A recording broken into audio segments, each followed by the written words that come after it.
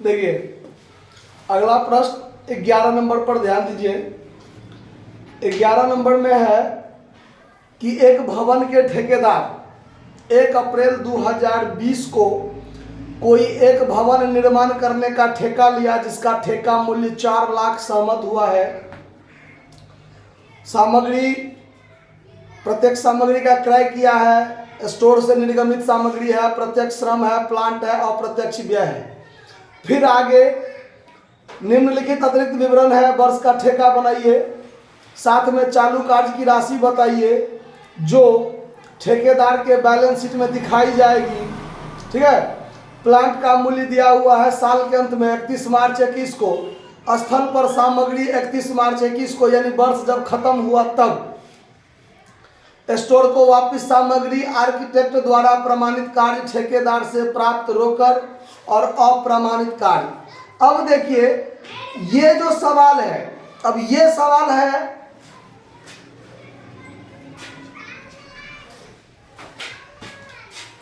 बार बार ऐसे हो जाता है, दिक्कत हो जाता है। गेट नहीं छे भाई जी, गेट लगे बात चाहिए। सेटल डाउन कर दे। अब फिर कही थे 2 मिनट रुकू। सेटल डाउन होता भाग में ढड़कावा भाग भाजी खोलो लियो मदर में दिक्कत है। आगा में लिख दो कृपया वीडियो बन रहा है तले पर अच्छा रुकेगा कदी वाले तो सब देखिए। तो इस सवाल में जो ज्यादा बात क्या है कि प्रमाणित कार्य और अप्रमाणित कार्य तब दिया रहता है जब ठेका 1 वर्ष के भीतर समाप्त नहीं हुआ, यानी वो अगले 1, 2 वर्ष, 3 वर्ष, 4 वर्ष, 5 वर्ष या कई वर्षों तक चलता रहेगा, यानी वो अपूर्ण ठेका हुआ। क्या हुआ? अपूर्ण ठेका। तो अपूर्ण ठेका होने के स्थिति में प्रमाणित कार्य और अप्रमाणित कार्य ये सब दिया रहता है, और पूरा का पूरा कॉन्ट्रैक्ट प्राइस हमको एक बार में डायरेक्ट मिल जाएगा ऐसा नहीं होता है। पैसा भी किस्तों में, छोटे छोटे किस्तों में मिलता है, पूरा कॉन्ट्रैक्ट प्राइस। तो ऐसे स्थिति में जब अपूर्ण ठेका हो तो लाभ का जो निर्धारण होता है उसके लिए 3 शर्त होते हैं जो हमने आपको थ्योरी क्लास में बताया है और फिर अभी भी बता देते हैं कंडीशन के हिसाब से। तो सबसे पहले कॉन्ट्रैक्ट अकाउंट देखिए क्या है। इसमें सबसे पहले खर्चा के रूप में जो है वो है,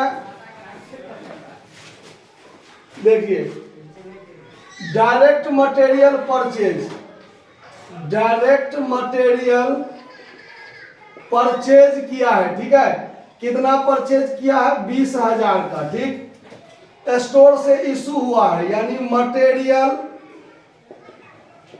इशू फ्रॉम स्टोर, 5,000 का मटेरियल स्टोर से इशू हुआ है तो डेबिट में। डायरेक्ट श्रम यानी डायरेक्ट लेबर, डायरेक्ट लेबर कितना है? 15,000 डेबिट में। प्लांट, टू प्लांट डेबिट में कितना? 40,000। उसके बाद to indirect expense, indirect expense कितना है? 10,000। जितना खर्चा हुआ डेबिट में हो गया। अब देखिए, अब है कि प्लांट के अंत में यानी कॉन्ट्रैक्ट जो खत्म हुआ है, साल का जो कॉन्ट्रैक्ट अकाउंट बनाएंगे, साल जब खत्म हुआ उस समय में हमारे पास प्लांट बचा हुआ है, तब प्लांट एट साइट अंत में हमारे पास प्लांट बचा हुआ है कितना का? 30,000 का। तो जो बचने रह गया तो खर्चा नहीं हुआ, क्रेडिट में रख दिए। Material at site, by material at site अंत में मटेरियल हमारे पास बचा है 5,000 का। उसके बाद स्टोर को वापस किए हैं material, material return to store. कितना का मटेरियल वापस किए हैं? 1,000 का मटेरियल वापस किए हैं। उसके बाद आर्किटेक्ट द्वारा प्रमाणित कार्य और अप्रमाणित कार्य और ठेके दाता से जो रुपया प्राप्त हुआ है वो चीज। अब 3 चीज है। अब यहां पर लिखते हैं हम लोग by WIP account, work in progress, ठीक है। तो वर्क इन प्रोग्रेस अकाउंट को अंडरलाइन कर दीजिए और यहां पर लिखिए वर्क सर्टिफाइड और वर्क अनसर्टिफाइड। हम शॉर्टकट में लिख दिए हैं। आप लोग पूरा लिख लीजिए। तो वर्क इन प्रोग्रेस का मतलब जितना काम प्रमाणित हो गया इंजीनियर के द्वारा और जितना काम प्रमाणित नहीं हुआ है इंजीनियर के द्वारा वो, तो इतना का तो काम हो चुका है ना, तो इसको क्रेडिट में रखा जाता है। ठीक है, तो देखिए प्रमाणित कार्य है 75,000, प्रमाणित कार्य 75,000 और अप्रमाणित कार्य 4,000, तो दोनों मिला के 79,000 हो गया ना। और ठेकेदाता से जो रोकर प्राप्त हुआ है, यानी ठेकेदार से रोकर प्राप्त लिखा दिया है इसमें, तो वो मिस्टेक है। ठीक है, ठेकेदार से रोकर कभी प्राप्त होगा, ठेकेदाता से प्राप्त होगा।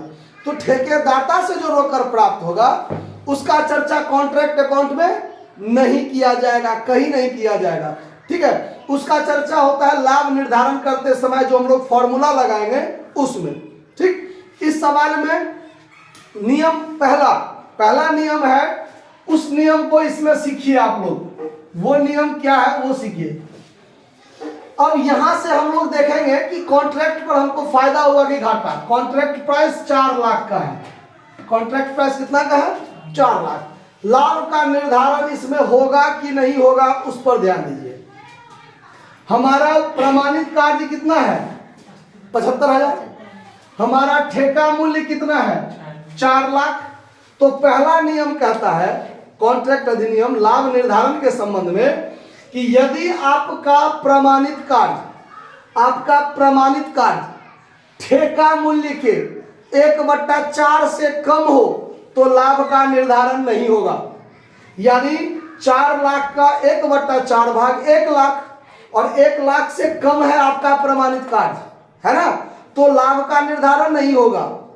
अगर आपको यहां लाभ हो रहा है तो आप उसको लाभ नहीं मानिएगा, वो लाभ आपका प्रॉफिट रिजर्व रह जाएगा और उस लाभ को हम लोग WIP यानी वर्क इन प्रोग्रेस अकाउंट में ट्रांसफर करके छोड़ देंगे। ठीक है, तो यहां पर अब इसको आप अगर जोड़िएगा तो 30 5 यानी 79 1 80, 80 5 85, 85 20 110, कितना हुआ 1,10,000। टोटल जोड़ के कितना हुआ 1,10,000 में 1,15,000, 1,15,000 और यहां भी 1,15,000। अब इसमें से इसको घटाना है तो 20 5 25, 25 15 40, 40 80 और 10 90। इसमें से 90,000 को आप घटा दीजिए तो 25,000 बचा ना। तो इस 25,000 हमारा लाभ हुआ, लेकिन इसको हम लाभ नहीं मानेंगे, लाभ का निर्धारण नहीं हो सकता है। क्यों नहीं हो सकता है, तो ठेका मूल्य के 1/4 भाग से हमारा प्रमाणित कार्य कम है, इसीलिए लाभ का निर्धारण नहीं होगा। और इस 25,000 को हम लोग WIP अकाउंट में ट्रांसफर करके लिख देंगे प्रॉफिट रिजर्व। ये हमारा क्या रह जाएगा, प्रॉफिट रिजर्व रह जाएगा। अब सवाल में आपको कहता है कि वर्क इन प्रोग्रेस अकाउंट भी बनाइए। क्या बनाइए, वर्क इन प्रोग्रेस अकाउंट, जो आपके बैलेंस शीट में आप उसको लिख सकते हैं। तो यहां पर देखिए वर्क इन प्रोग्रेस अकाउंट बनाएंगे, work in progress account, work in progress account. ये कैसे बनेगा, देखिए डेट पार्टिकुलर अमाउंट आप लोग अपने लिख लीजिएगा, हमारे पास यहाँ जगह का थोड़ा अभाव हो जाता है। ठीक है, तो देखिए कॉन्ट्रैक्ट अकाउंट में यहां पर है एक WIP, है ना, मेन अकाउंट तो यही हुआ, ये तो इसका सब हेडिंग है। तो WIP अकाउंट कितना 79,000 और यहां भी है आपका WIP 25,000। तो ये इधर आ जाएगा, जब कॉन्ट्रैक्ट अकाउंट के क्रेडिट में WIP, तो WIP अकाउंट के डेबिट में टू कॉन्ट्रैक्ट होगा कि नहीं होगा, टू कॉन्ट्रैक्ट अकाउंट। ये 79,000 आ गया, ये चीज इधर। यहां पर कॉन्ट्रैक्ट अकाउंट के डेबिट में WIP अकाउंट, तो WIP अकाउंट के क्रेडिट में क्या हो जाएगा, by contract account. By contract account कितना 25,000 हो गया ना। अब दोनों साइड को बराबर कीजिए, तो ये 79,000, यहां पर भी 79,000 और इसमें से 25,000 जब घट जाएगा तो आपको कितना बचेगा 54,000। ये हो जाएगा बाय बैलेंस CD, जो आपके बैलेंस शीट में transfer to balance sheet assets side में ये लिखा जाएगा। कहाँ लिखा जाएगा? एसेट साइड में। तो आंसर देख लीजिए मिला कि नहीं मिला। आंसर मिल गया है। कहीं कोई दिक्कत बात को समझने में? इसको नोट कर लीजिए।